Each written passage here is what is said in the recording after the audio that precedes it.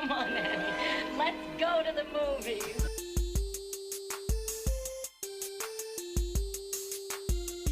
This is the Cinereelists episode 601. My name is Kyle. My name is James. My name is Zach. And we're here to talk movies, movie lists, and movie obsession for the next hour or so. I'm a little disappointed we're not going to be talking like 150 movies today. You never know. I'm not. Whatever happens, happens. I mean, I do have my ranking of my top 150 Pixar movies ready to go. So, Okay. Impressive. Yeah. Considering there hasn't been 150, that's really impressive.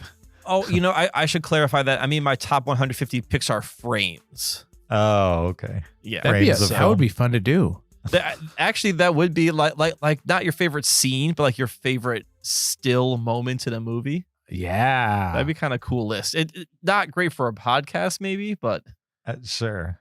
No, when we hit episode 1,000, let's just do our top 100 favorite frames. and you have to like say the number, like my number 95 in Barry Lyndon, frame 3007. Sure. We couldn't even switch it up for 600. You think when we get to 1,000, we're going to decide to ditch the format and change it to 100 frames? It would be the same format, just different topic. I don't know. I don't think so. That'd I be think fun. it would be maybe at 1,100. We would do No, that doesn't but work. not That at doesn't 1,000. We'd have to get an even 1,000 on episode 1,000. At 1,100, do our top 100 frames. I'm fine with that. Sure. I thought we were retiring after episode 1000. Yeah, that was a joke. Oh, we're not. No. There's no end dates for this. No. This is Kyle Cinereelist Kyle purgatory had that put we're it in. on his planner, his daily planner. Yeah, No. I tracked out how many more episodes we have got to go. It's I got one of those Did it- cool Facebook countdown timers from like 10 years ago. Did I talk about the average time of James's death on the podcast or like off air? I don't remember. The What? average time of his death. Average What's time of my like death. What how does that long it'll mean? take him to die? I Or think I talked about that on the podcast. I was like, in our lifetimes, will we see this AI revolution or something like that? yeah, that was think that like was on air. our like 3 questions we brought to an episode or something. Yeah. Yes, And I said yeah. James had like, what, 35 more years?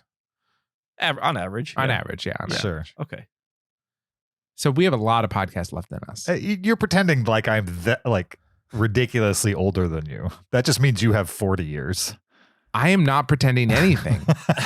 I mean, I don't know what you're reading into it. I'm just saying we're just talking about how long the three of us can do the show for. And that Sure.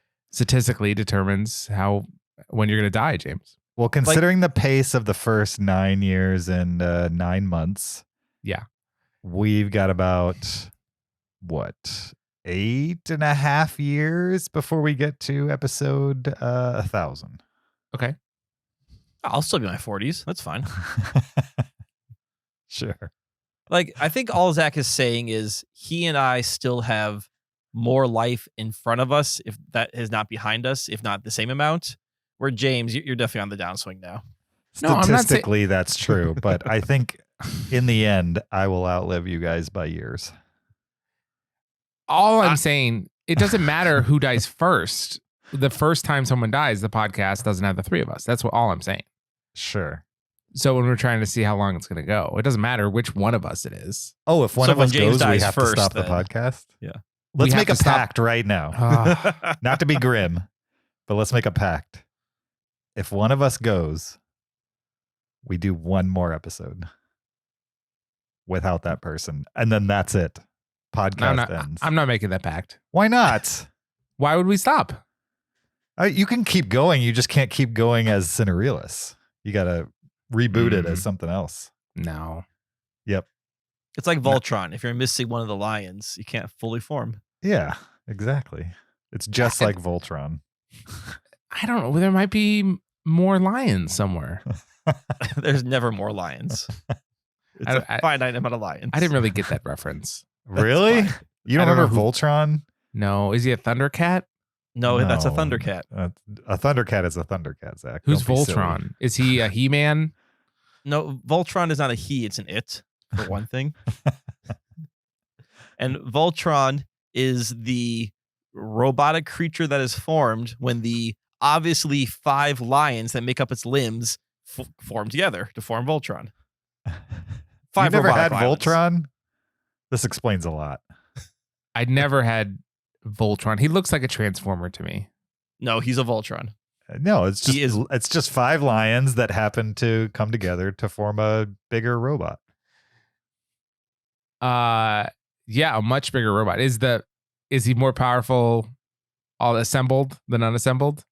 Oh, for sure. Well, let me just give you a breakdown of every Voltron episode ever. So, yeah, like these Right. 5 kids and some galactic beast shows up. So first they all jump into their lions and they try and fight the galactic beast and the lions. And that doesn't work. And somehow the galactic beast grows to like triple the size into space. So then they form Voltron and they fight this beast in space hand to hand. That doesn't work. So then they take like a minute to call upon the magic sword. The magic sword forms. They slice the beast in half. Roll credits. Right. Okay, so he's Power Rangers. No, Power Rangers is Voltron. It's other way around. Yeah, Voltron was before Power Rangers. Yeah, Power Rangers definitely came after Voltron. Okay. Agreed. Yeah. They completely ripped it off. And that's why I never liked Power Rangers. And Zach liked Power Rangers, and it makes sense because he never watched Voltron. What do you mean I liked Power Rangers? You were such a power head. You're like Go-Go Power Rangers, I've Mighty got- Morphin Power Rangers. I have Is that what nothing they call against them? They didn't No, call no, themselves I the just made that up Rangers? on the spot. I have nothing against Power Rangers, but I never watched Power Rangers. But I'm saying if you had watched Voltron, you would have had something against Power Rangers. Is that what you were saying by Zach was a power head? Hey, if you're not with us, you're against us. And us being Either you're a Voltron. Voltron fan or you're not a Voltron fan. So All right. It was a top-rated Um, children's show for 2 years. that got syndicated endlessly throughout the entire 80s. From 1984 to 1985. Yep. I Very never watched it a whole bunch, but I definitely had like 3 or 4 of the 5 lions you had to have. Yes, you needed all 5. Yeah, I don't remember ever having the 5th, but I think my friend did. And that's how we created the toy. Oh, I thought your Voltron was just missing a leg. So No, they no. wouldn't At sell one you a point we had the Voltron. They would full- only sell you a lion. Of course. It That you was know the how gimmick. marketing toys works? Yeah. The gimmick was you buy the exact same toy just in a different color 5 times. Spend 4 times as much as probably just buying the entire thing together would be had they sold it that way. That's how you make money in the 80s. I do with think kids. the chest lion was different because that one could like have the head pop out. Okay. But I'm pretty sure the arm and feet lions were exactly the same, just in different colors. Right. Could be. I had the chest lion. That's all that mattered. You only had 1 though? Oh yeah, my mom wasn't buying me all 5 of them. She saw through that scam. Sure. I mean, now they do the same thing. They just do it digitally. There was Oh, like yeah, a little they- transition period with like Skylanders where it was like you bought a physical thing and then it was in the video game. Now they just skipped all the physical things. You just buy digital things. I wish I could have bought dances for my Voltron 30 years ago, but my Voltron will never gritty, apparently. Sure. Well, you can't have everything, Kyle. No, I try. Well, you're an adult. You could do it now. I can do anything I want. That's the great thing about being an adult. It's my money now. That Buy is all the great. Voltrons. Mom. Welcome to the podcast. This is episode 601. The last 2 episodes, we counted down our top 600 favorite films of all time. Technically, we counted down 501 to 600. Well, So we technically talked 600 to 501. Sure, whatever. Which I is guess. still technically our top 600. Right. We're both correct. So we decided for this one, we're going to slow it down and just talk 2 movies this time.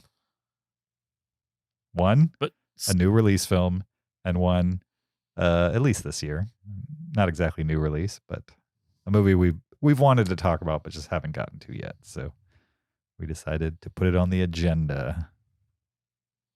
Do you guys have anything you need to check in with before we go over housekeeping for this week?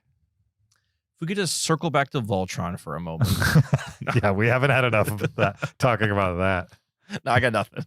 I actually, I'll check in with what I did this weekend. I went to Louisiana for work and shot a fishing tournament for a client of mine. And what surprised me while I was there, many things surprised me. One of the things that surprised me was the amount of alligator and duck hunters there were at this fishing tournament. They weren't with our group, but it was shocking to see these guys at like 4:00 in the afternoon come in after a day and just like haul up giant alligators off of their fishing boats. Evidently it's legal to just kill an alligator there. I don't think you can do that in Florida. At least I've never heard of it. Well, if you have a tag, you can. You have to win a lottery to get a tag for an alligator here. Oh, interesting. I wonder if they do that too, or they pay big bucks to be able to do it or something like that. I don't know. I would hope there's some sort of. I mean, it's gator season right now. Yeah. And then I've never seen so many dead ducks in my life. I was just kind of like, I can handle fish for some reason. Like when I was a kid, I went fishing with my grandfather a lot. And so I've been around fishing and like people gutting fish and stuff like that. Never bothered me in the least bit. But for some reason, ducks bother me. Just seeing like a big pile of dead ducks. Cause it's kind of like there's so many fish, right? Like a ridiculous amount of fish. Yeah. An unfathomable amount of fish at least that's how I see it. And then with ducks, they're just so harmless. They're just like doing their thing. No, Somebody just, like, ducks shot are not them. harmless. Ducks are evil. They're evil. Yeah. Ducks They're are they're very worth- evil. They're worth being shot when they're just minding their own business. I don't know about that, but ducks are problematic. You should Look, look into ducks. Here's the difference. Are they intentionally evil, or are they just like a drain on resources in the environment because they poop a lot? I don't think ducks have moral agency. Okay, But if okay, they so- did, they would be intentionally evil. They're kind of mean and nasty animals. Here's the difference. I've With a never fish, seen right? a nasty duck before. With a fish, you drop a hook in the water, right? And it Yeah. has like a tasty morsel on the end. And if that Yeah. fish decides to, it can just swim right by. Be like, that's not mine. I shouldn't just take it. I'm not going to steal That's this. not mine. I don't think And it can fish just swim quite by have that and agency go or about its day. decision-making process. And if he does take Right. it, he can suffocate above the surface. If he does take it, it's his fault, right? For eating a worm, Right. it's his fault for doing what he does, which Or is her. Who how knows? dare that fish eat? yeah, it's foraged for food. Okay, But if And you're for a duck, you're duck. you're just hanging out and somebody, bang, shoots you. You didn't do anything. You didn't take a piece of food that wasn't Trespassing. yours. Trespassing. Trespassing. Yeah, That's they their don't- natural environment. Do they own it? Show me the deed. Yeah, I think they do. Technically, they do. They own a piece of it. Technically, they do. You know, James, they do take off first, and they chose to take off. You don't shoot ducks on the ground. It's not like Yeah, ground ducks you don't shoot. I've never been duck hunting, so I don't know how it works. You'd probably shoot ground ducks. You're only allowed to shoot them in the air? I think it's easier to shoot them in the air than if they're on the ground. I think you just do only shoot them in the air. Okay. Yeah, usually you have like an animal flush them out. It's like you'll send a dog into like the reeds or whatever. I've never actually shot a gun. Have you guys You've never shot a gun? You've never shot a gun? Oh, I've never shot a guns. gun. Of course, I've shot a gun. Yeah, It's sorry. America. Sorry, I'm a communist, evidently, because I've never shot a gun. I've had They've opportunities. shot guns too. I've had plenty of opportunities, and every single one of them I've weaseled my way out of. You did, so you don't want. So you to don't shoot a want gun. to, yeah. I think if I was in a place where it was like, okay, this is what people are doing, and they were like, here, you want to try? And I'm like, no, I don't want to. And then they like gave me a hard time about it. Then I'd be like, okay, whatever. I'm not like so tied to it that this is like my line in the sand. But I've had opportunities to go to shooting ranges and stuff like that. And I'm just like, I just have no need. I've like no, to me, shooting a gun seems like an act of aggression on some level. That's the only reason I would be shooting a gun. I don't care. To get out otherwise. aggression. I don't care otherwise. I'm really you- glad that's what I'm James has saying. not shot a gun. Okay, now. let me rephrase that. Everybody I know that shoots guns is more aggressive than I. I'm not saying they're especially aggressive, but all of them that I know that regularly shoot guns are more aggressive than I personally am. And so I don't care. Who cares? Am I going to piss people off with this opinion? No. Only like half the people. So. Okay. No, it just I was just surprised you haven't shot a gun just because it's so ubiquitous. I think shooting guns is fun. I mean, I'll definitely say that. I wish people shot guns less at people, but like just going out and like skeet shooting, super fun. Sure. Yeah, I mean, like that's the kind of thing that I probably would be fine with if, like, it was like, okay, this is what the group's doing. Fine, but I don't care. like. I've shot rifles and 22s and things like that before, and I shot a handgun once, and that scared me because I was like, "Oh, this is too easy." Like, Sure. there's something about like a rifle which is just more unwieldy and it's more intentional. Right. And then you have a handgun. You're like, "Yep, no, this is way too easy to use. This should not be this easy." I also kind of feel like at 45, having not shot a gun, why not just go the distance, right? I mean, you look at like 30 years ago here, so Why not just go your whole life, right? And just be like, I've never shot a gun. Here lies James. He never shot a gun. But up till now, you've never told anyone that, so it's like seems like a waste. Oh, I've told people that. I've told people who have invited me to go. I'm like, nah, I'm not really into it. They were like, really? I'm like, yeah, I've never shot a gun before. I don't really have any big plans. Maybe wait until the hype dies down. Nah. This is America. I wouldn't count on that anytime soon. Anyway, what else haven't you done, James? What are the big ones you've never done? I've never ran with the bulls in Pamplona. I was going to say Pampano, but I knew that. Did you know my wrong. dad did that? Really? I knew that. But Okay. Yeah. Interesting. Have I talked about like the things that I can't say no to if somebody asks me to do it? No. Is shooting a gun one of them? I had 5 things, but I'm drawing a blank on the 5th. One of them was get into a UFC fight.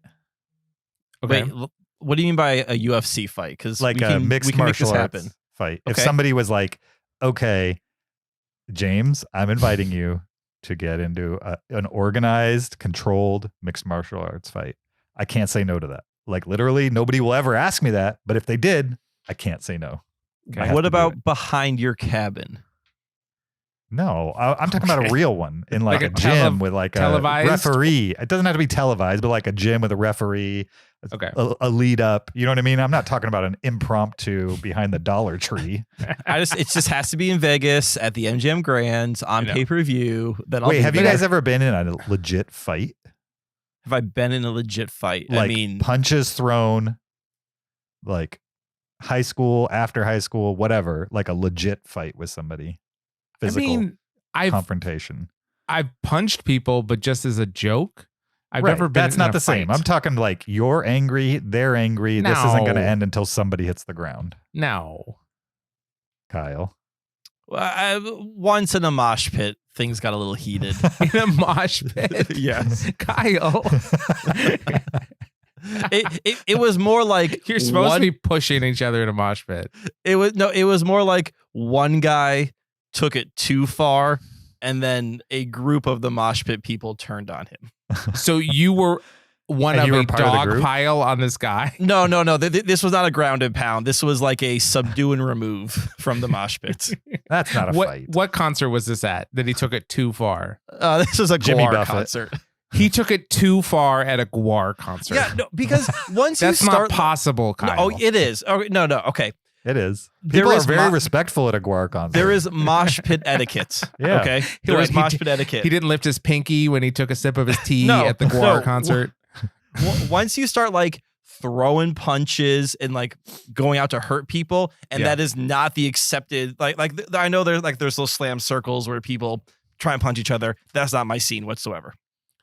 Kind of Gwar scene though. If you're just in a normal mosh pit, right, where it's got the shoving and the moving around, right, and you're covered in all kind of fun fake bodily fluids, and then some dude starts like throwing punches and getting pissed, then you're getting bounced out of there. That's not cool. Yeah. I agree with James Kyle. knows what I'm There talking is about. definitely an etiquette. And actually, I don't know about Guar people, but at most shows that I've been to, despite the fact that you are being incredibly physical with each other, the only reason it works is because people are respectful of each other while they do it in a weird way. No You one's know what I trying to mean? hurt each other. Right. They're not trying to hurt each other. Exactly. That's not You've necessarily true. Zach, okay. Have you ever been in a mosh pit, Zach? I have, yes. Okay. At where? Yeah. Tell me more. A Sting concert? At a Korn concert. That's right. Zach went to a Korn concert? Yes, Zach went to a Korn concert Yes. like high school, In right? high Like school, capital yeah. C or backwards K? Backwards K. Okay, Yeah, just backwards making Capital sure. C. It was at the Des Moines Corn Festival. Fair. Is this a Patreon? What are we doing here? Why did you go to a Korn concert? My sister invited me. She was a big Korn fan? I don't know if she was a big Korn fan, but she Okay. was a fan and had 2 tickets. Can you name me one Korn song? No. Can you can't. tell me anything about the band Korn at all? Just anything. Yeah. Yeah, I can tell you lots about the band Korn. Please tell me something. We don't need lots. We need one thing. They're a metal band. What kind of metal? I'll say thrash metal. No. Okay. I have no idea. Like How tell many? me. Wait, There's elements. By one There's thing, you elements want here and multiple there. things? I want This started out, I want something- one thing, and now you want more things? you said metal band. That is like such a wide genre. They play rock music. I mean, I think you could classify them as new metal if you were to throw a metal classification on them. Or rap metal, Or rap metal. Yes. Yeah. for sure. Great What- Patreon, James, guys. what are the other things on your list you can't say no to? The running of the bulls. Okay. I love how I'm going right to now do it's that, like by the way, James. UFC. If you want to You come, wanna feel do free, that? but I'm Hey. going to do it. If you want me to do it, then you can invite me to do it. You got to pay me to get there. Why you know do what I I mean? have to pay You got to pay you got to actually get me there, and then I'll do it with you. Hold on. You can't say no unless someone doesn't pay for you. Then you I'm can saying- totally say no. I'm saying if somebody invites me, right, Yeah. and there's Yeah, no yeah. reason for me not to do it, I Yeah. have to do it. Yeah. I don't necessarily want to do it, Yeah. but I have to do it if there's no barrier to me doing it. Yeah, so Right, for all these so conditions I are came up like, with if these someone gives me an conditions like- all expense paid vacation, I gotta say yes. Sure, but I mean, why would I say no to that anyway? What if If- you're in a financial position to fly yourself to run with the Bulls? Why would I spend my own money to do something I don't want to do? Okay, so just to clarify, if someone pays for your way to go to run with the Bulls, you can't say no. Right. That's the thing. I have to go do it. But if they ask you to run with the Bulls but don't pay you, Then can why say would no. I spend my money doing something I don't want to do? So you can say no at that point. Yeah, Okay, gotcha. absolutely. Gotcha. It makes total sense. Come on. Climb Mount Everest. But they have to fly you out. Oh, they have to do everything. I just have to climb it. You know, it's not as easy as just climbing it. No, I get it. people I mean, spend I'm not years saying, like- training it. I'm not saying if they say we're doing this tomorrow, I want like time to do it right. You know what I mean? In, Yeah. in fact, you're probably part of the problem. If you just like, yeah, I could go climb Mount Everest. Like, there's waste and there's. This was it's- like it's- 20 years ago that I made this list. And Do they have to pay for your It's gym a lot membership? different now than it was 20 years ago, right? In fact, Okay. it's way more remove my accomplishable. frozen corpse from the North Face. But other than that, it's fine. It's way Okay. more accomplishable to climb Mount Everest today than it was, 20 years ago. UFC, Mount Everest, run with the Bulls. I'm trying to remember the fifth one, but the fourth is the only one of the five that I said I never want to do unless somebody just invites me to do it, and then I can't say no. And that one actually happened, and it was when Josh paid for me to skydive. Nice. I said, if somebody walks up to me and says, let's go skydiving, I'm paying, I can't say no. And then that's exactly what Josh did, and I skydived. Nice. So Very nice. let that be a lesson to you. If you'd like to go run with the Bulls with me, you just pay for it and tell me when, Well- and let's go.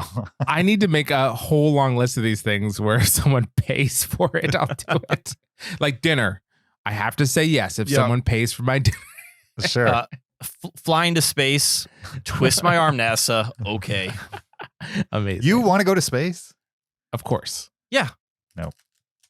Why not? Interested. Not interested. Not. I mean, we're going to talk about it in one of the movies this week, but not interested. In an experience that less than 1,000 people have had in all of humanity, that'd be amazing. If in my lifetime space travel becomes as safe as, normal, it's safer. Well, we have a pretty small data set right now. Yeah. Well, but with we the also data set only we have, pretty much have a data set for like government controlled people going up into space. Like there's a very small amount of people that have not been in that situation. I don't think a single person has died in space. It depends. Okay. If we're defining space as like Jeff Bezos version of space, which is like you're barely out of the atmosphere and then you come right back down. That's not the same as like legitimately going to space like NASA does and like doing a full, 40-day rotation and stuff like that. That's what I think about when people say go to space, not like weather balloon height. You want to go to like a space station, chill up there for a couple days. I'd love to do that, but only until it's proven to be as safe as normal airline It's safe. travel. Currently, it's safer than commercial air flight because no one has ever died. Small sample set. What do you mean no one ever died in space? People have definitely died traveling to and from space. Yeah, but he's talking about he's ignoring even low Earth orbit. He has if you have to be on the space station, they're all fine. But you still need to get there. Right. Even with that, it's still probably. I don't know. I don't know. I'll just stay here. You guys can go. It's fine. Unless somebody pays me, then if they're going to pay my way, I'll go, I guess. I would say if you look statistically, flying on a space shuttle is more dangerous than taking a plane because how many shuttle flights have we had versus how many blew up? That's probably true. Yeah, that's probably true. Yeah, space would be awesome. I don't remember how we got on this, but know what else is cool in space? What? This week's movie. One of them, anyway. Which we're going to get to right after we talk a little bit of housekeeping. Don't forget, there's a video version of this podcast on YouTube. Go check it out there. Also, find us on Patreon, patreon.com/Cinereelists. Get extra after show audio as well as Cinereelist swag. If you enjoyed the last, 27 minutes of banter, you will love the Patreon episodes. Also, leave us an Apple Podcast review. We'd appreciate that. 5 stars only. Or send us an email to heyguys@cinereelists.com with just about anything you want to send to us. Comment, question, list suggestion, movie suggestion, any of those kinds of things. We love getting via email and reading and discussing on the podcast. Let's jump in to the first film on this week's double feature. This is a sci-fi film that was released on Hulu this past weekend. It's titled No One Will Save You. We're going to get into it right after this clip.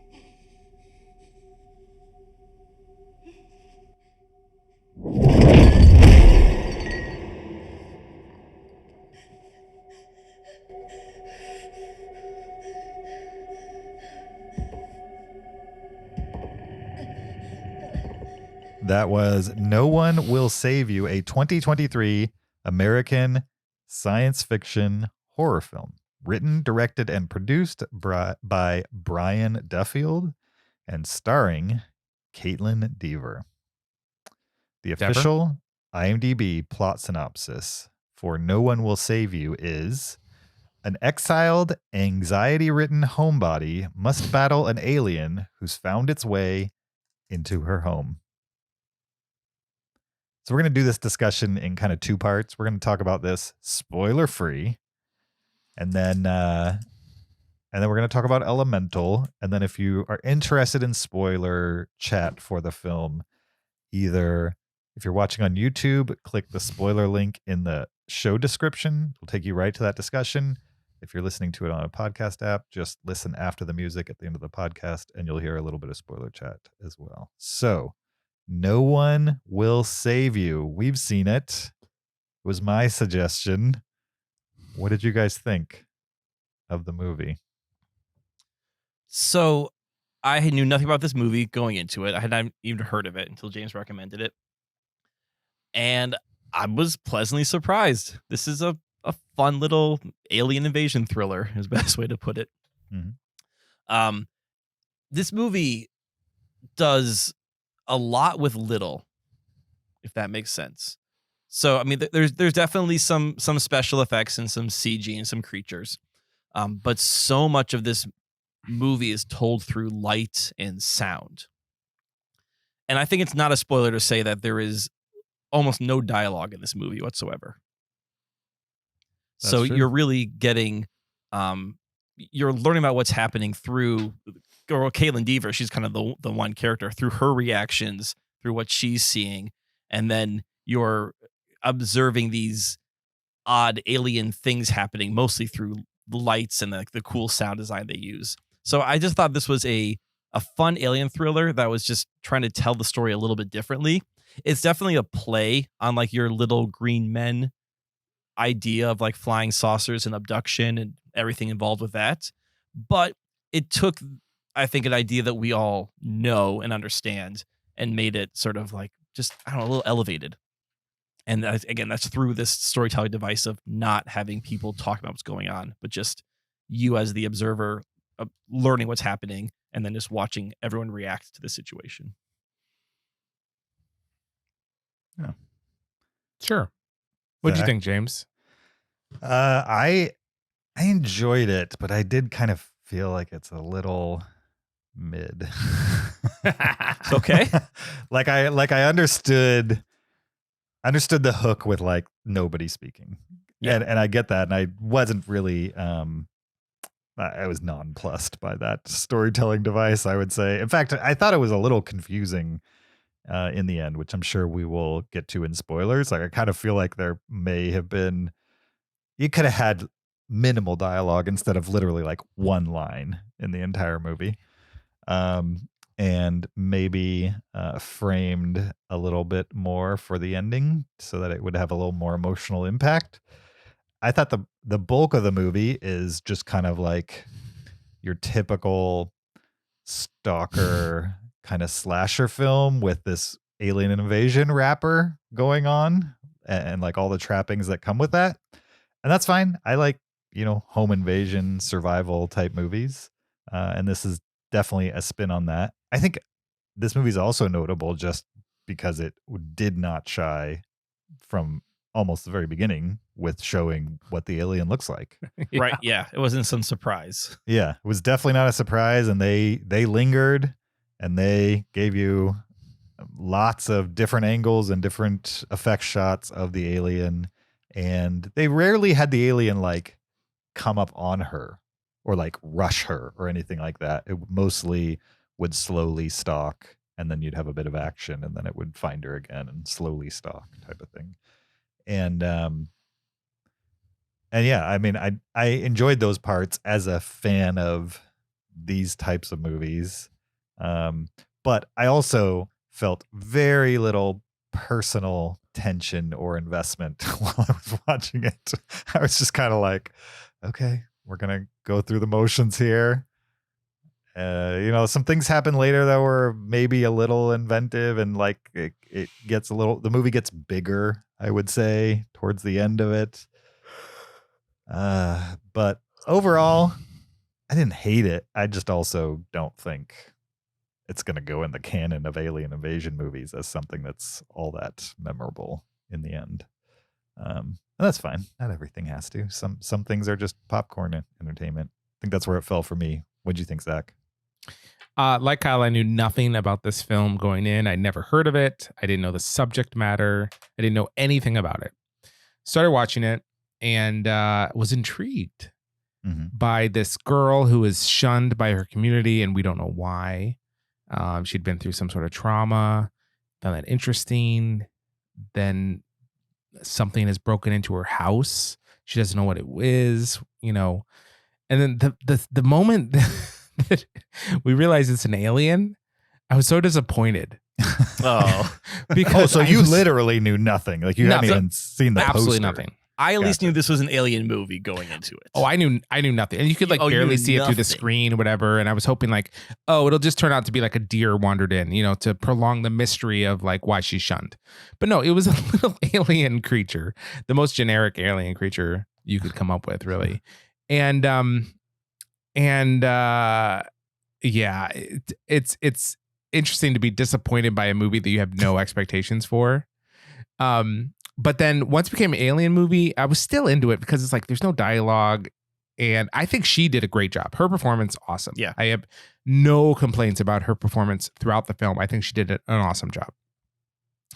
But at a basic level, I could not get into this film because of how silly the antagonist was. So basically it's her versus aliens. And these aliens are so slow and like passive.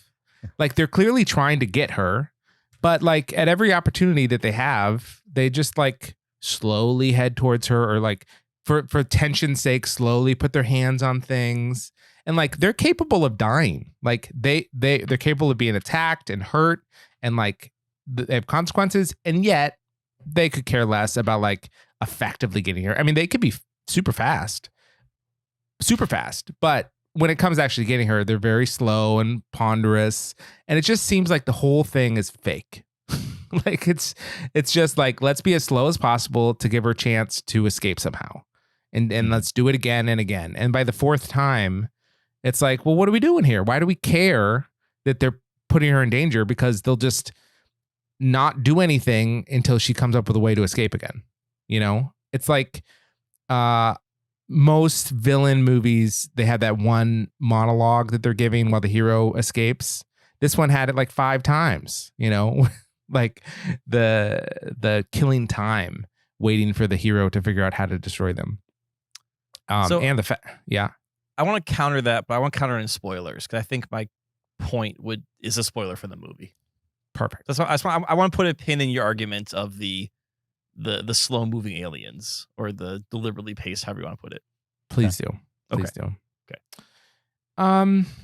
So yeah, I don't know. I guess given the first 10 minutes, I was hoping for more of a psychological drama. Now they had that element to the movie, which I guess we'll talk about in spoilers, but I don't know if it connected enough for me to feel like this belongs in the conversation of like a Babadook or like a oh no, it's not to that level. Those kind of things where like it really feels like those two have to be together, right? Babadook is, you can't separate the two because they add so much fullness to each other.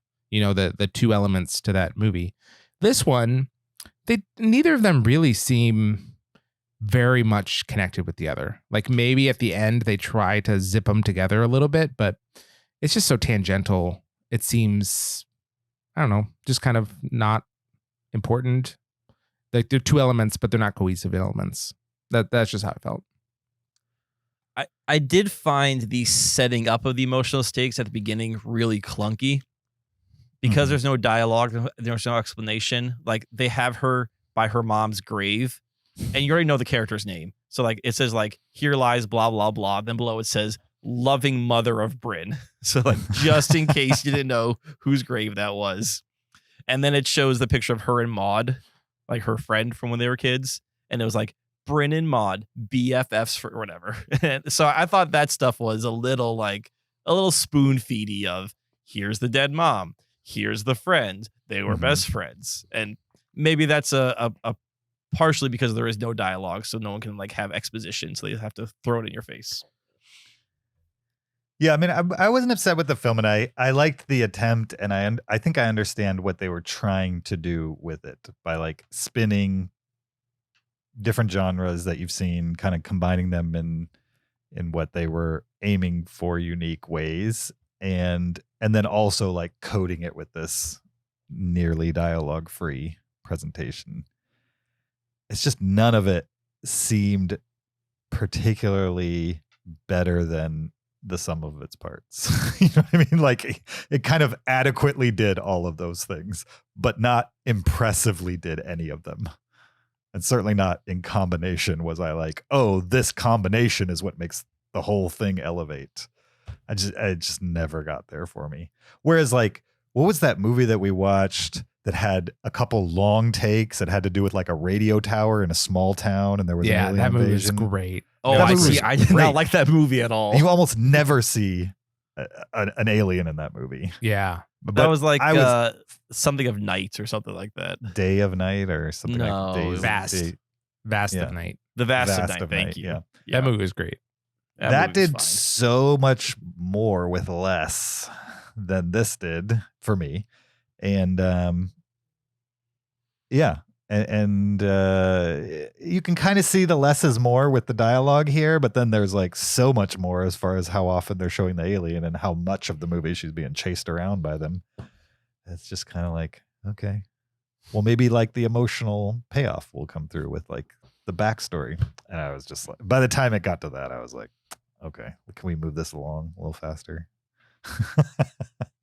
Because I wasn't invested in the characters. But you remember Run, Kyle? Did you see Run? Yeah, that was my 600 on my top 600 list. It's another movie where like somebody's getting chased around a house. It's not an alien invasion movie, but that movie was far more tension filled for me than this was. Yeah, I mean that's this kind gave of me what Run I vibes. what I wanted. Go ahead. Sorry, Go ahead. Yeah, like I was watching this and I was thinking of Run Mhm. as being a good 1-to-1 for this movie. Where like Run is a psychological thriller, Mhm. you know, small budget, and this is to me this is the alien invasion kind of version of Run. Sure. The difference Plus- is Run, like the antagonist, has a direct connection with the person who is the main character of that movie. Yeah. And that's kind of what makes it so frightening, is you don't know where reality is, like how intense the danger is, type of thing. And in this movie, and in that one, there's a disability involved that makes it hard to get away from the attacker. And in this movie, she's just like a disaffected mute with like, and they've given you nothing as far as why. They very slowly feed you why she acts like this, why other people react to her the way they do. And I just was like, oh, all right, let's go. I also want to say so many of her problems go away if she just moves to a different town. Well, I mean, she's living in her mother's house. I understand what you're saying, but I understand why the character would still be there. Like in the beginning of the movie, she's sleeping in her mother's bed, yet her bedroom is like relatively untouched. Yeah. So I think she's still in a mourning period. I also couldn't get I don't think that's a spoiler, but like a sense for time. Was this in the 80s? No, there was no this cell phones. This felt modern. This felt modern because she got like a package. But she From never a delivery opened guy. a cell phone. There's no cell phones in the movie. Well, Her clothing were definitely like retro. If it's modern, she was wearing like thrift store yeah, type clothes. yeah. Her shoes were like not modern. The car was maybe 80s. I felt like, or No, maybe that was like a 90s. Subaru Outback. That was definitely in the last 10, 15 years. It was an older car for we have now, but I would say that car was 10, 15 years old. Interesting. Why would they Yeah. like address the cell phone thing then? Like she picks up a landline off the. Yeah, I mean, it's so maybe this movie is trying to be somewhat out of time Mhm. of like saying hey, this could happen at any time. It doesn't have to be a specific era. Mhm. There is no talking anyway, so I don't know why they need cell phones in this movie. That's why there's no cell phone. She picked up Yeah. a phone. She was gonna call somebody.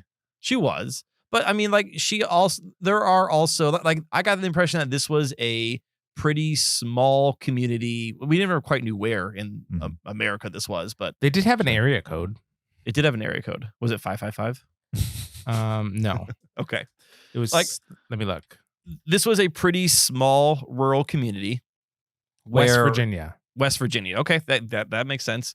Where cell phone service and internet service, even in 2023, are still poor in some of those areas. So I believe there are still pockets of this country where cell phones are not as ubiquitous as like what we have in our larger, more metropolitan areas. If you look up T-Mobile on a coverage map, the entire state is covered. Oh, no, I mean, you look up Wisconsin on the coverage map, the entire state is covered. If I go 10 minutes south to like where Galen's school is, I lose reception. Sure, I lose reception in my condo, and like 50 feet that way, it's 4G. So I understand what you're saying. That's just your condo's made of like lead or something. I'm not sure why. I'm just saying I'm going to an actual rural, like, rural part of Wisconsin, which is not that far from Madison, and cell phone coverage just drops once you're out there. Sure. So even though those maps like show the entire country covered in red or purple, whatever it is, it's not as strong as they want you to believe it is. Can we all agree that the CGI got progressively worse as the movie went on? With the aliens? Yeah. I liked it in the last third. I thought that was fine. He liked the worst part when she was somewhere else. You didn't like that part of it? I didn't notice a difference, to be honest. Yeah, but I also may have checked out a little early on this one. All right, let's by the way, have you seen the script for this? Is that what you just sent to us? I just sent it to you. Take a look at it. This is a page from the script. Yeah. Where did this you is send an it? actual Discord. Okay. So this is a scene. We're not going to spoil it, but this is a scene where she's not moving. Remember that scene? She's being held by lights and not moving. Yeah. Yes. Remember that scene? I do. So this is a script from that page. It's just a very unorthodox script, but I thought it was pretty clever. I mean, yeah, right. There's a lot of she can't move. She's like, she has to do so much eye acting in this. Like, there's a lot of face acting going on. Yeah. Like a lot of close up of her eyes looking around and selling, which is obviously we know it's a CG creature. So she's not even reacting to anything. She's just selling it. So props to her for that. I mean, this is more clever than what they put on screen. I'll give you that. Yeah. Zach, I will say the little alien I thought was probably the worst looking of all of them, just CG wise. And maybe because that was the fast moving one, so it looked worse versus the slower, more methodical ones. Mm-hmm. So I'll give you that. I'll give you that one. Thank you. All right. Let's letterbox this one. What'd you guys think in the end of No One Will Save You? I'm gonna give this 3.5. I give it a 2. I am 2.5. So a 3.5, a 2.5, and a 2 for No One Will Save Us. Stick around if you're listening on an audio app after the podcast for spoiler chat. If you're listening on YouTube, click the spoiler link in the description. Our next movie up for discussion is Elemental, which is a Pixar film you can find on Disney Plus. Right now, we're going to get into it right after this clip. You really food inspector? As far as you know, yeah. Then inspect this. Dad. That shoots. Yep, all looks good to me. No. Inspect with your mouth. Ow.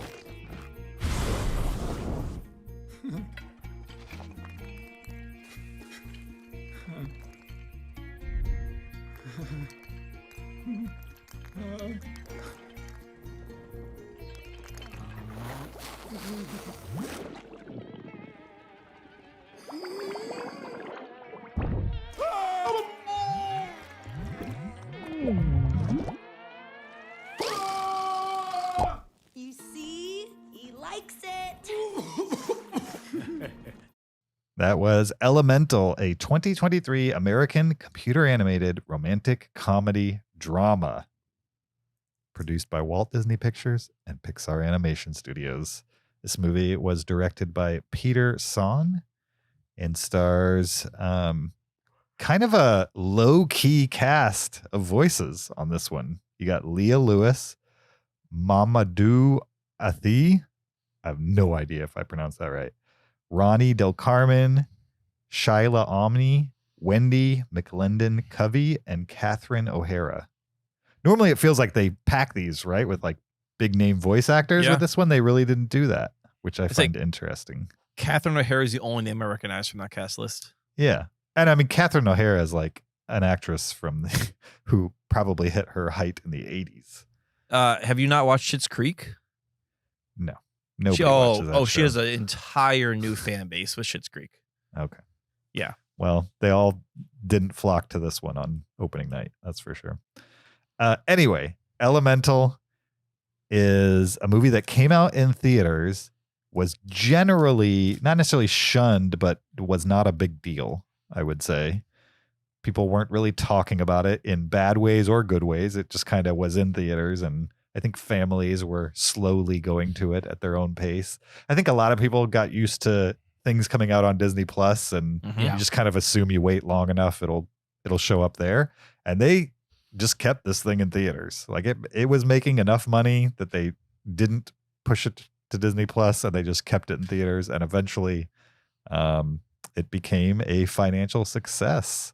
Really? When the story was at the beginning, at the initial release, was that it was one of Pixar's biggest bombs. And it turns out it's not. It's not one of their greatest successes, but the proof that like the movie's not necessarily a bad movie. It just maybe didn't get the attention. It's the 15th highest box office for this year so far. What's his number? You mean how much money to make? Yeah. 154 million domestic. Okay. Do we know what the budget? I mean, the budget on this thing was like 200, I thought. Budget was 200.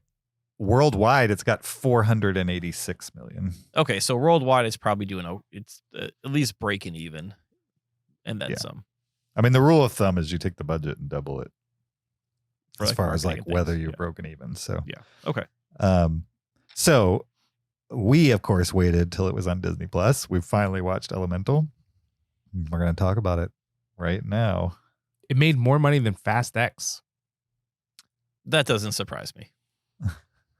Well, it surprises Vin Diesel, guarantee you. Maybe Vin Diesel should tell a complete story or something. People Ooh. want to go see it. The IMDb plot synopsis for Elemental is: follows Ember and Wade in a city where fire, water, earth, and air residents live together. That's which it? is the setting of the movie. I agree. Not sure it's a plot. It makes it sound like a Cameron Crowe film. Like, yeah, we're just going to follow these residents around this city for a couple days and check Right. in on them. What did you guys think of Elemental? Zach? Yeah, I didn't really like it. You didn't like it? No, Okay. I didn't really like it. It had some elements to Zing. it. No, I'm a fan of, the clever little details that go along with the character types and that kind of stuff. And those were peppered in. But I found the some of the characters fairly uncharismatic and likable. Mm-hmm. I thought the plot was rather convoluted. And I don't think it gave us anything really transcendent or new or even that interesting. It kind of felt like well-trod territory to me, with characters that, like, especially the main guy, right? The water guy, the love Wade. interest. Mm-hmm. He just seemed like completely a non-entity to me. Like, he just was such a one-dimensional kind of lack of anything. I was shocked that they built the movie about his relationship with her. So I don't know. I thought the movie was fairly forgettable / uninteresting. Yeah, I found this movie boring. That's the best way to place it. Okay. There is a plot, it's kind of a rom-com-ish at times, but it didn't feel new or different. I liked that there's a bit of an immigrant story going on in this with like fire people and having their own neighborhood and not feeling welcome in the rest of the city. And also like the city doesn't really accommodate them, where this city is so water based, even though it's also for air and plants. Just like water seems to be a main infrastructure and it doesn't work with fire, obviously. And the movie kind of gets into that, but then is more interested in this love story. And I was way more interested in like the immigrant experience or the parallels there, which it didn't give me a ton of. I wrote down that this movie is like worse Zootopia, where like Zootopia kind of gave this already, where you had this society where all these people who shouldn't, or all these creatures who shouldn't be living in harmony are living in harmony, and then something stirs it up. And that's much more of a mystery. And this movie I thought was gonna be a mystery at first when you had like this mysterious water showing up. And I was hoping for like maybe like a Chinatown, maybe not full Chinatown, but like, you know, a little bit of like okay, there's a mystery here, maybe like a noir something happening. And it's infrastructure. Spoiler alert, that's the bad guy. So it didn't really go down that mystery road.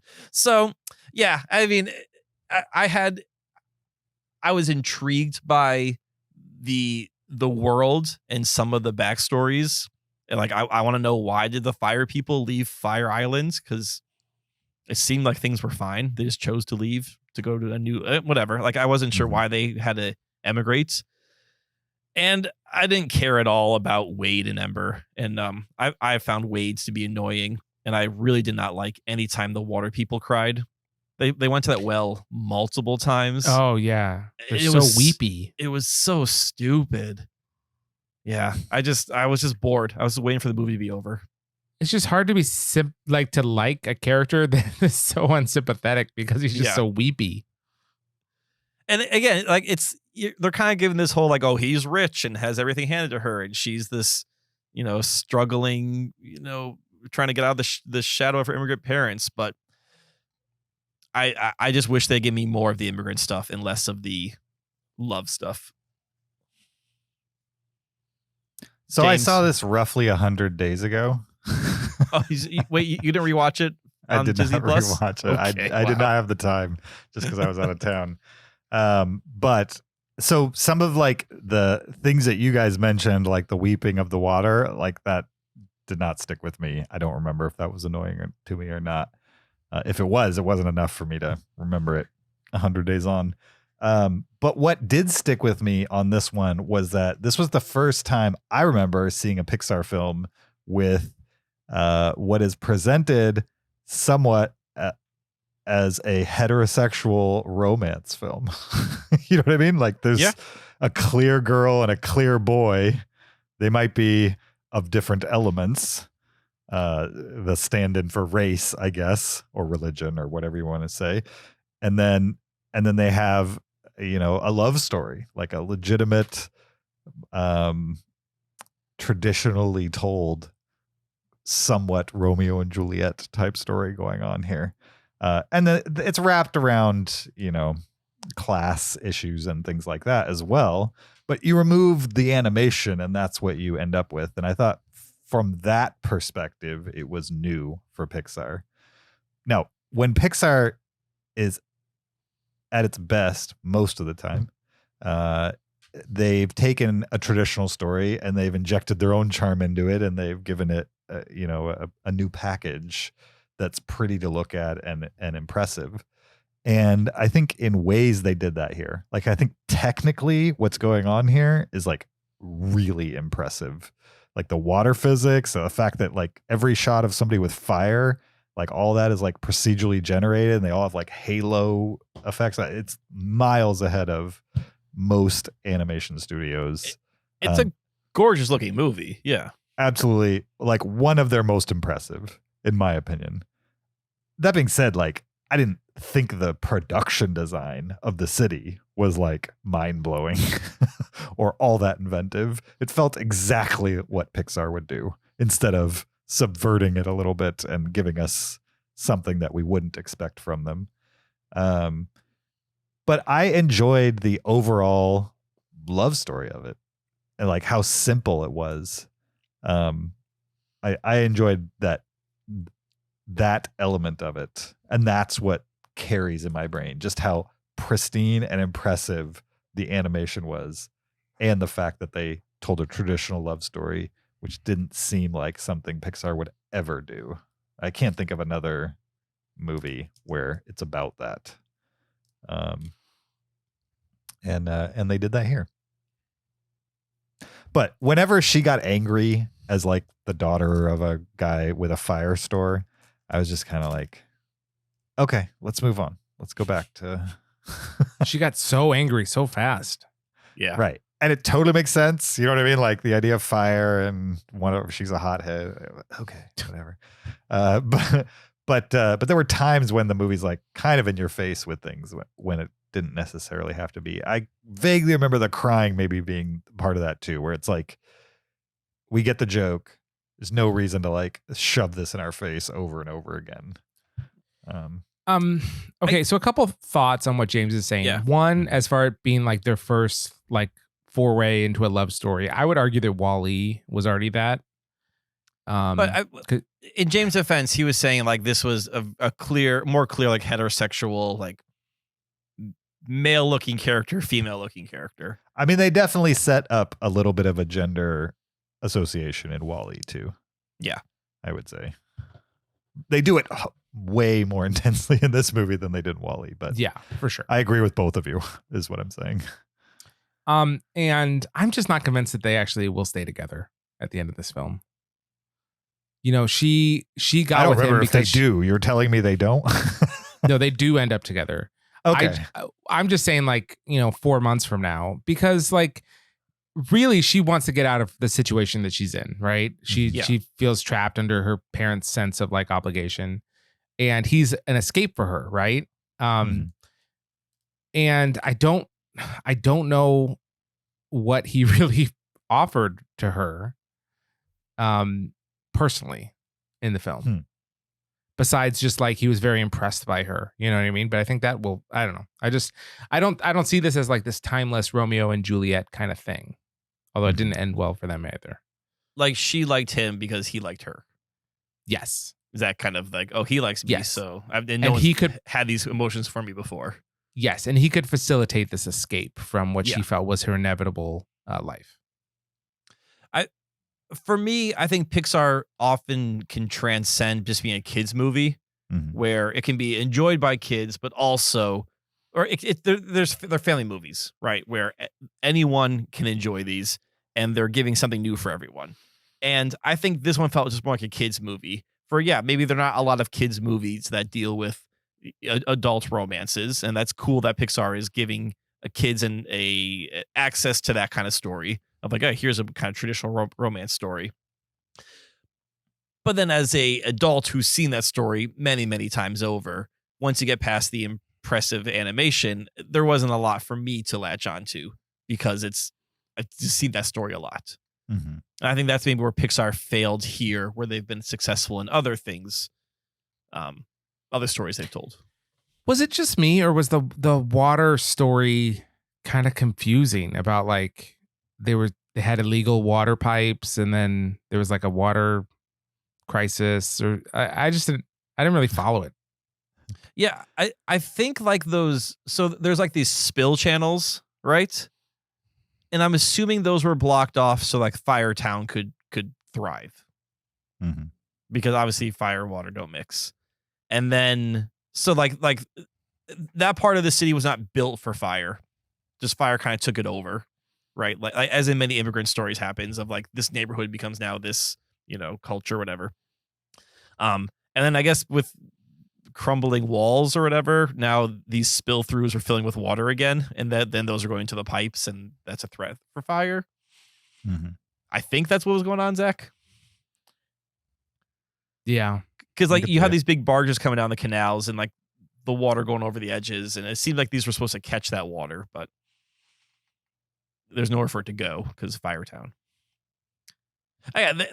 That's where I think this movie was weak, where it could have been an interesting exploration on on these neighborhoods that are filmed or formed around immigrant communities, and how they're both welcoming and unwelcoming. And there's so much that could have been told with this story, and then instead they just to go with romance, which was fine. Yeah, I mean, I would be interested to see what that story is. The bigger immigrant story. Yeah, bigger than the one that they told. But also, I wasn't upset with the idea of keeping it small and just letting those exterior stories inform the romance, which is, I think, essentially what we got from a broad point of view. Can you guys weigh in on a debate my wife and I had about this film? Yes. When she went to the water guy's family's house for dinner, okay, she like exhibited her like fire powers where she fixed like a broken vase or something like that, and she could make like the balls with the flowers inside, that kind of thing. Remember that? Yeah. And he was super impressed, and he was like, "You should have a store for this kind of thing." Was it that she was uniquely really good at this and she like should pursue like this artistic kind of Etsy idea of making these things? Or is it just water people never mix with fire people, and this is like a thing fire people can do and water people just had no idea?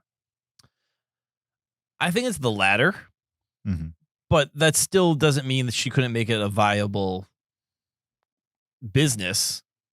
Yeah, she could sell those things to water people all day long. Right.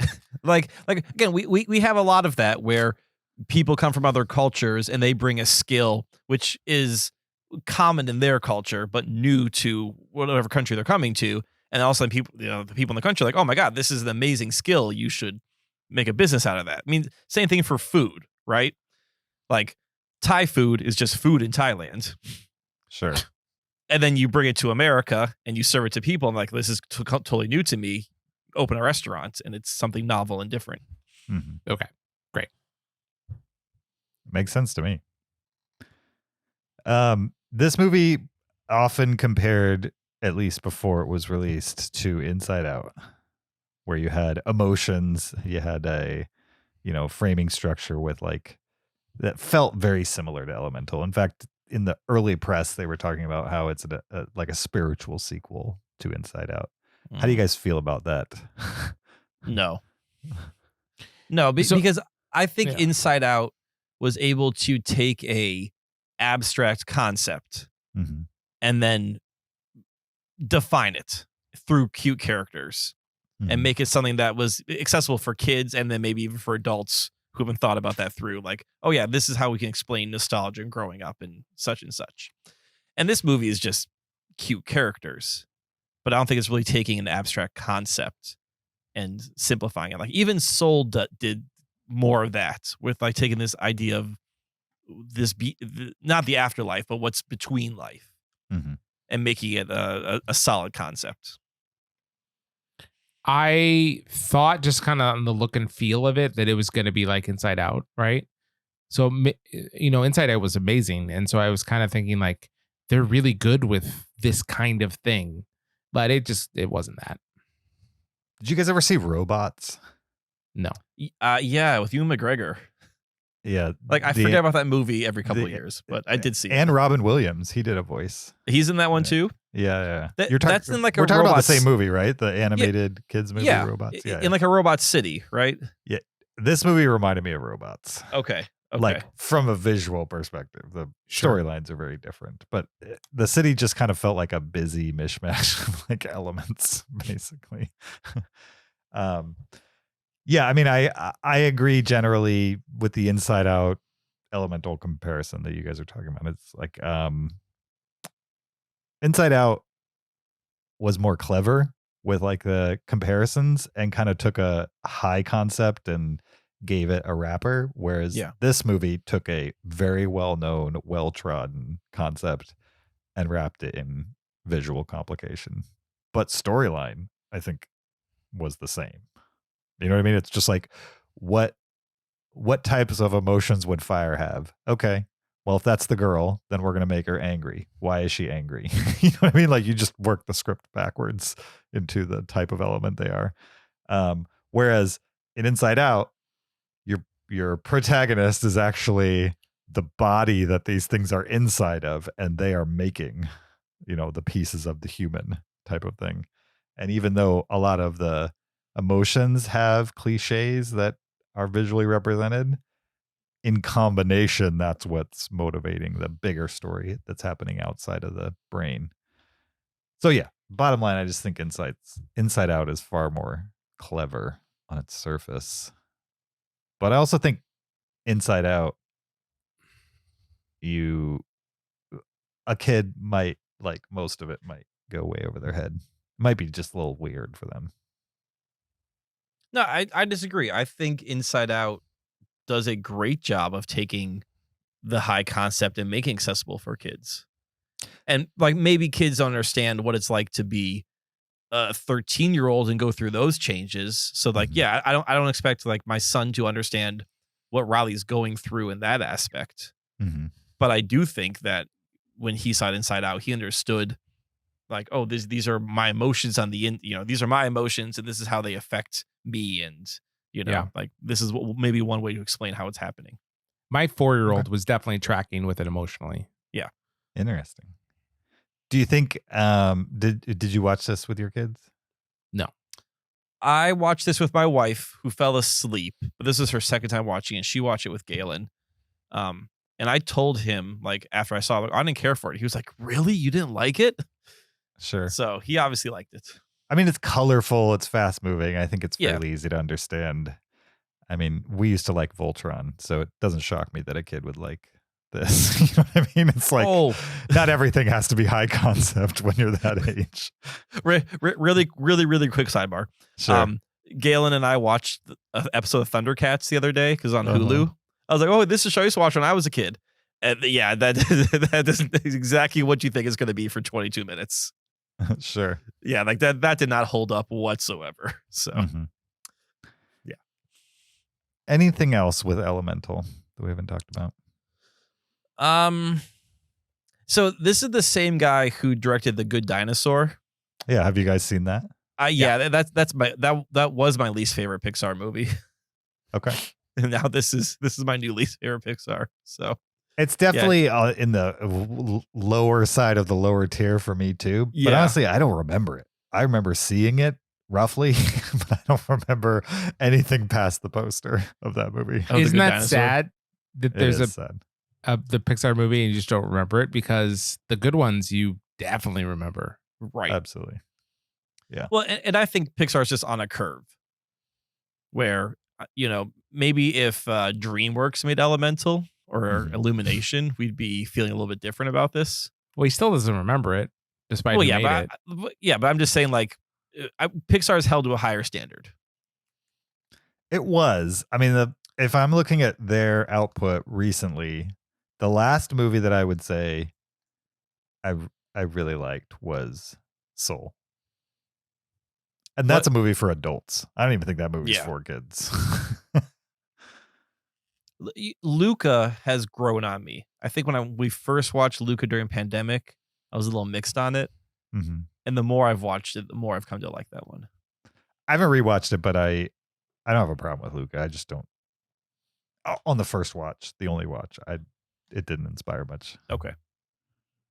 Give it a revisit. You might find something more there. It's a really cute friendship tale. Honestly, with Pixar, it's a coin flip if I really like it or don't. Like, has it always been a coin flip, or is that now in the last decade? Yeah, so looking back, Elemental didn't like it. Lightyear, I liked it. Turning Red didn't like it. Luca, I liked it. Soul didn't like it. Onward, I liked it. Toy Story 4 didn't like it. Incredibles 2 liked it. I want to say you and I are flipped on some of those. Like the ones that you liked, I was like, I didn't care for that one. Yeah, maybe. Yeah. But yeah, I would say for me in the last 10 years, Pixar has become less consistent. Was that the fastest rating of 10 movies ever? Yeah, it was. Pretty close. For us. We could do like 30-second shows if we wanted. Luca, didn't care for it. Elemental, great. Okay. Keep it Cinereal. Speaking of rating things, what are you guys going to give Elemental? 1.5. Whoa. Wow. Brutal.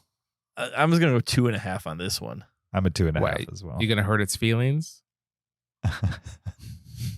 I was bored. I wasn't like mad at the movie. All right. I was just mostly bored.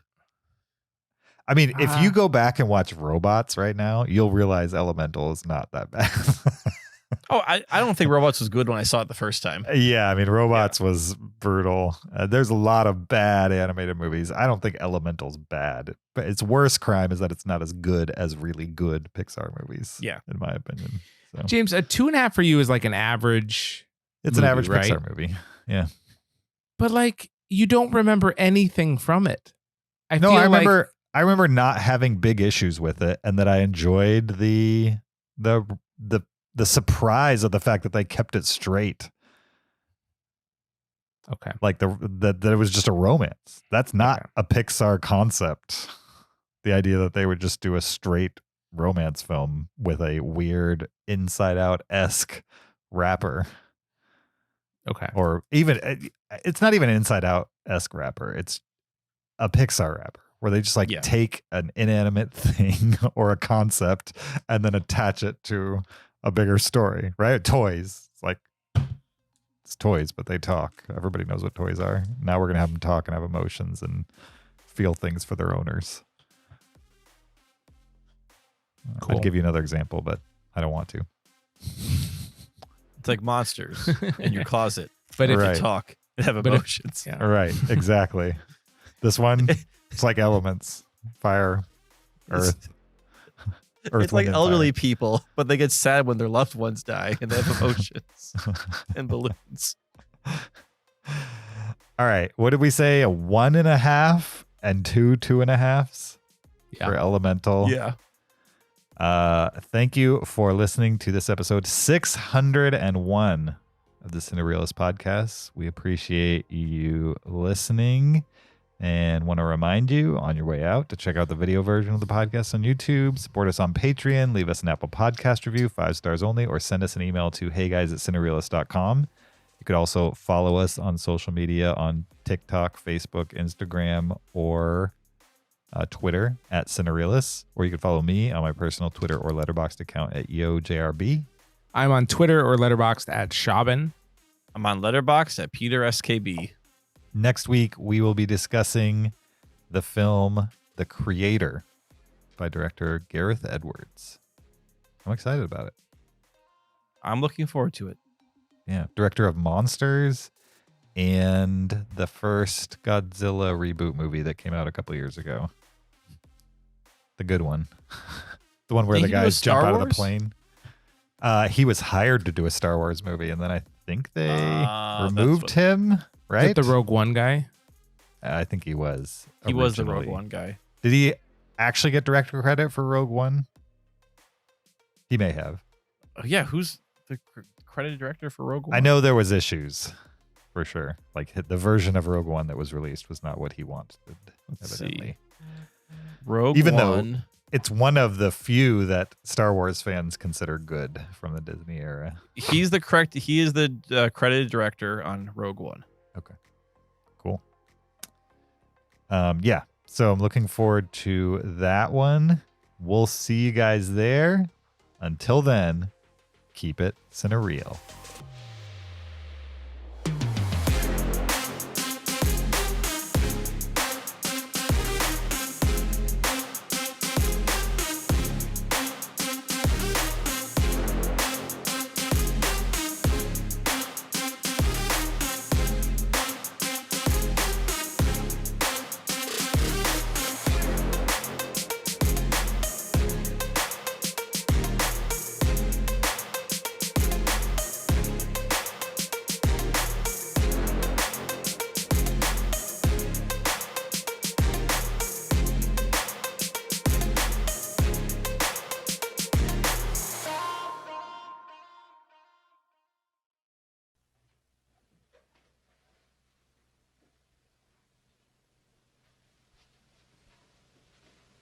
You're still here? It's over. Go home. Go.